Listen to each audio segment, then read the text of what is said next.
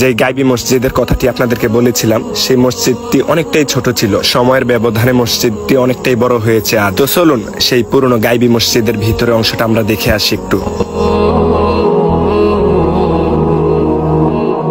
এই গাইবী মসজিদের সঙ্গে জড়িয়ে আছেন একজন আল্লাহওয়ালা মানুষ, কারি ইব্রাহিম রহমতুল্লাহ আলাই। তিনি ছিলেন এলাকার এক মহান ধর্মপ্রাণ ওলি এবং হাফেজ। এই মসজিদ গাইবী ভাবে নির্মিত হওয়ার পর সবার আগে তিনি সেখানে ইবাদত শুরু করেন। তিনি দিনের বেশিরভাগ সময় মসজিদেই কাটাতেন এবং সব সময় নামাজ, কোরআন তেলাওয়াত, আল্লাহর জিকিরে লিপ্ত থাকতেন। এলাকাবাসী বিশ্বাস করতেন কারি সাহেবের ইবাদত, দোয়া ও তাকওয়ার বরকতেই আল্লাহ তাআলা এই মসজিদ গাইবী ভাবে প্রেরণ করেছেন। এই উজানিটা ছিল একটা সময় জঙ্গলে ঘেরা গ্রাম। আজ এই সেই জায়গা থেকেই পবিত্র কোরআনের আলো ছড়িয়ে যাচ্ছে সারা বিশ্বে।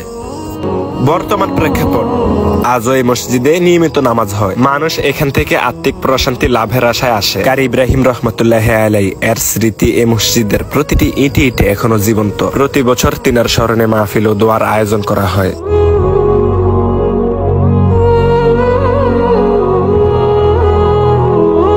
প্রাণ প্রিয় কলিদার সকল ভাই ও বোনেরা, আপনাদেরকে এতক্ষণ দেখিয়েছিলাম উজানির মসজিদ। এখন দেখাবো আপনাদেরকে উজানি মাদ্রাসার উজানি জামিয়া ইসলামিয়া ইব্রাহিমিয়া মাদ্রাসার প্রাঙ্গণে অবস্থিত একটি বৃহৎ ও পরিপাটি পুকুর। এই পুকুর শুধু পানি ধরনের স্থান নয়, এটি উজানির ইতিহাস ও ঐতিহ্যের এক জীবন্ত সাক্ষী। পুকুরটির পানি সারা বছরই পরিষ্কার ও ঠান্ডা থাকে। ছাত্র, শিক্ষক, মুসাফির সকলের ওযু, গোসল ও বিভিন্ন কাজে এই পুকুর ব্যবহৃত হয়। অনেকেই বলেন এই পুকুরে পানি যেন আলাদা প্রশান্তি দেয়। মাহফিলের সময় শত শত মানুষ এই পুকুরেই ওযু করেন। তখন এক অভূতপূর্ব দৃশ্য দেখা যায়।